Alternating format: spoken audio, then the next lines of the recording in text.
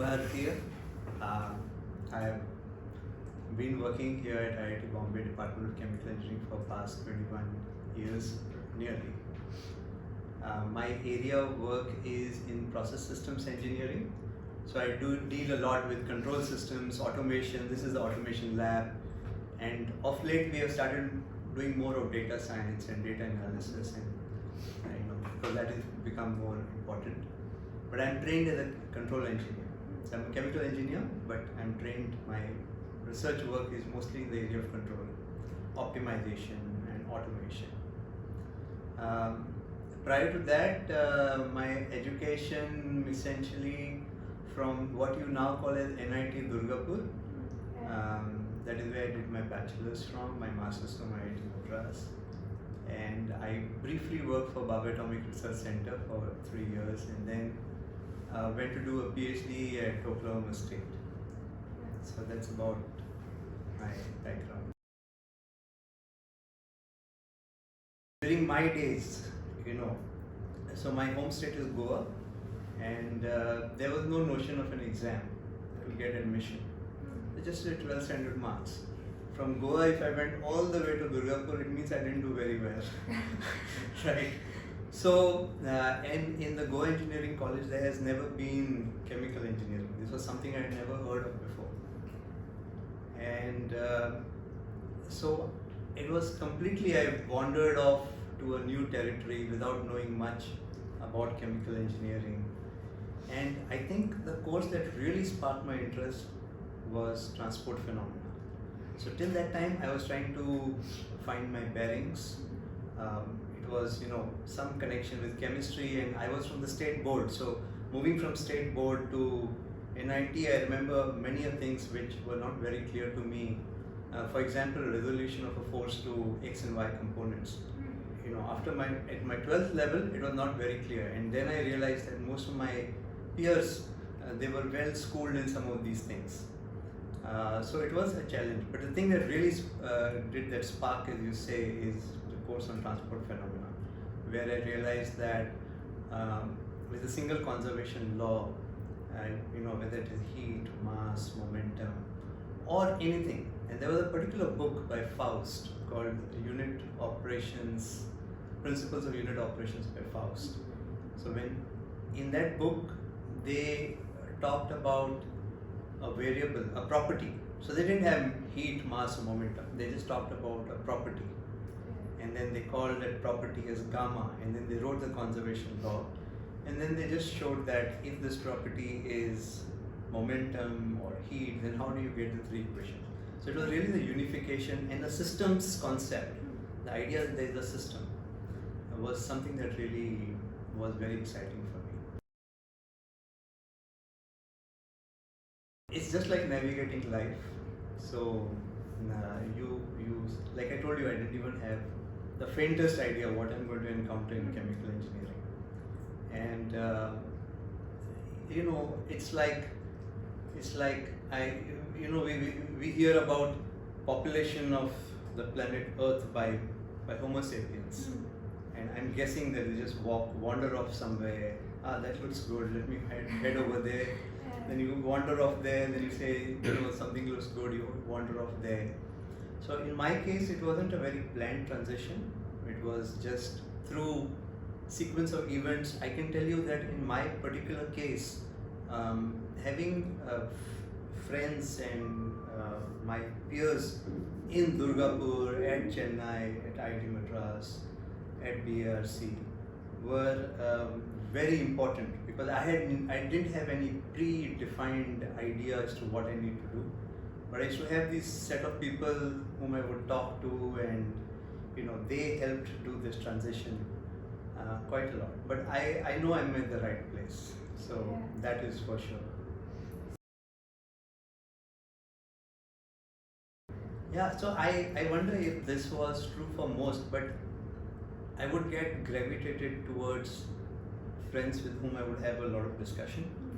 And it could be a discussion on literature, or it could be a discussion on politics, a discussion on engineering topics, maths, science. So I can look back and say that I had this great set of friends.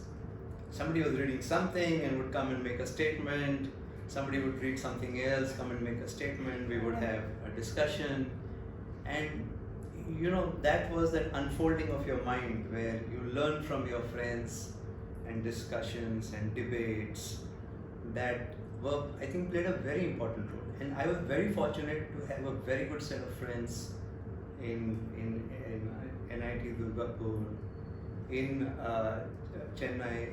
He was a physicist, and I was trying to solve what you would now call as a Poisson equation, or partial differential equation of the Poisson type. And I could just discuss. I didn't understand. He explained to me, no, this is the concept of linearity. You first solve the homogeneous equation, you take one driving force at a time, and then you can all add it up. It's the principle of superposition in linearity. And just having a discussion of that sort, was like very illuminating. It was, it also opens your mind to different things and so on. So yeah, I mean, I was very fortunate. And that happened to me throughout. I can say with a high degree of conviction. It is happening to me now at IIT Bombay. I have great set of colleagues over here. And what I can say is that I have always been, in some sense, a seeker. That is, if I don't understand anything, I call up my colleagues, even over here, on phone. They tell me I'm in the middle of a meeting. Okay, get back to me, but I'm not getting this. Please explain this to me. And so I have always been on that route till today, and it's been great. In my college days, I used to play table tennis. I know that we've had an event and I should have come, but so that is something I tell even my PhD students here, that it is till the time before you start working on that, you have this complete freedom, because once you start working and you have your family responsibilities come in, even you wanted to do something, you may not be able to find the time. So I used to play table tennis quite a lot at Durgapur. I continued doing that. I would represent my hostel in TT, and would play soccer at Durgapur. I remember playing soccer. In our Kaveri hostel in Chennai, we used to have one small field in the hostel itself, just like I've seen here. So in the evenings we would just play six-a-side or something. So I played soccer quite a bit.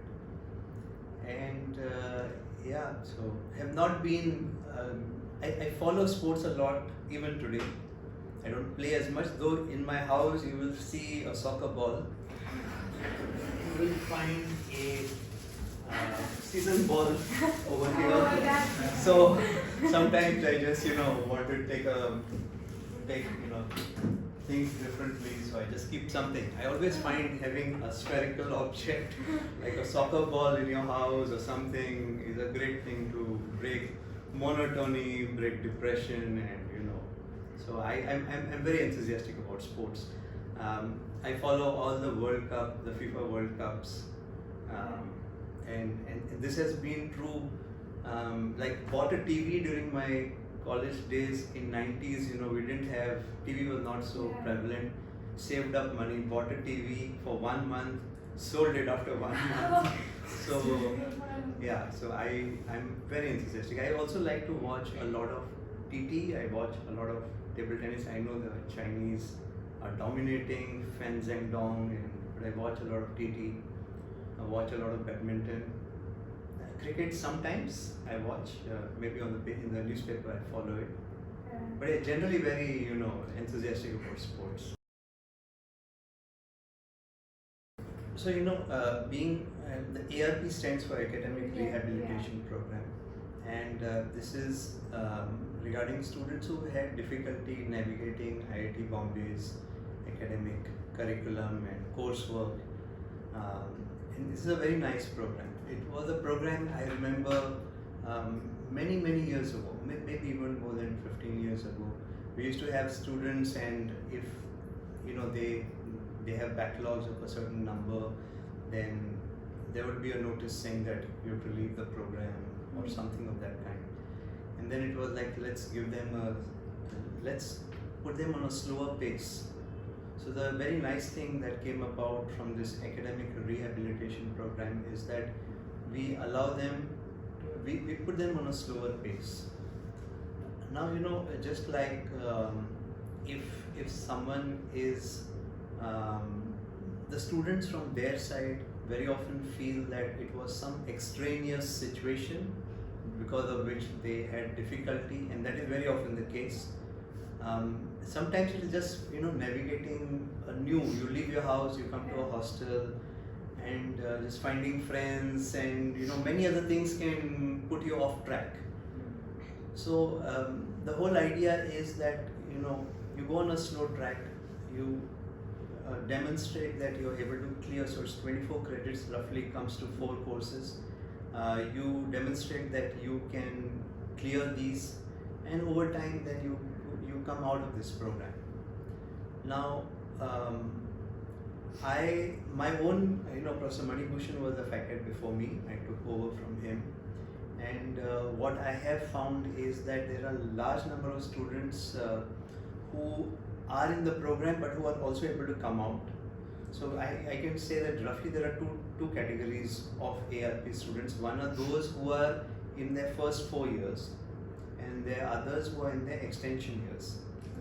So those who are in their extension years, they have moved on, and that's why it is very important that whatever time you have here, you grab it with both your hands and make good use of it. Because once you move on, there are students who can just finish 3 more courses and get the BTech degree. But now, and that is the nature of time. Once you move on, the student is very reluctant to come and try to do that, because he or she is already working, he or she is already in a different ecosystem, and for that person to say, so he says that even for me to come back and do 2 courses back over here, let's say 7, 8, 9 years later, is not easy. There is a very nice exit degree called, is that diploma? No, it's a BSc exit in engineering or chemical engineering. It needs only 160 credits. The great thing about this degree is it is equivalent to any graduation that you get from any college outside. Because it's like this, you finish your 12th and then you need to be a graduate. A lot of things open up once you are a graduate.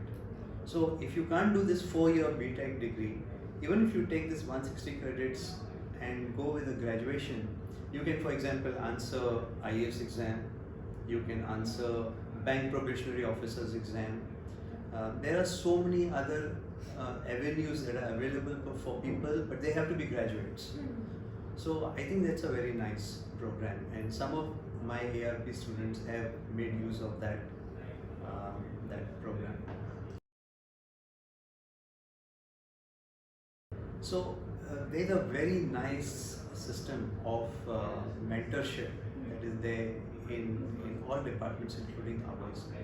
So this is the 10th program, and all ARP students are assigned a mentor, and the mentor is supposed to have a very close relationship where they can do a follow-up with the student and advise the student, guide the student, because in most of the cases the student feels that they can come out of it.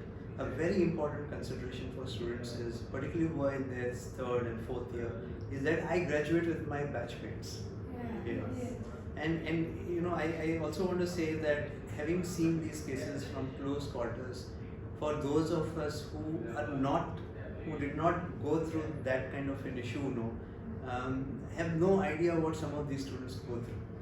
So it's just that you should consider you're lucky that you didn't have to face issues that they are facing, and so you have to be supportive of them. You have to, because it's just that you are not going through this.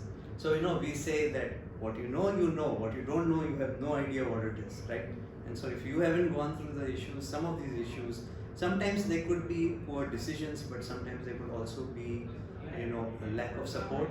So this TAMP program is extremely good, that you have student mentors who try to connect with their mentees and advise them in terms of which course to take and which courses they could probably do in the summer. And that's a very nice initiative that is there in the department. I don't manage very well. You can see from my room. I really find it at times difficult. But one of my senior colleague from this department had once told me that you have to be mindful. And that phrase did not mean much when he said this to me, but it means now something that I have to be mindful of all things that I'm responsible for. It is like a system which is working, and we all have a role to play. So I have to be mindful of all the various roles which I have, and it is with a lot of help from my colleagues. And I can tell you about the DAMP program. The amount of help that we get from the student mentors, from the DAMP coordinators is. So it is again through collaboration that I'm able to manage, and it is by being mindful that these are the things that I'm responsible for, and that lets me get my way through. So yeah. Yeah, that's a very difficult question, because when I reflect back, and I'm sure when you all will reflect back, it'll appear so magical.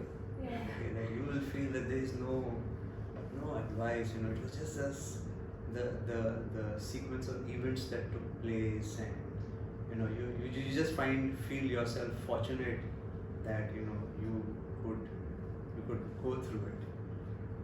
In terms of advice, I could say that we all should have a good a good disposition.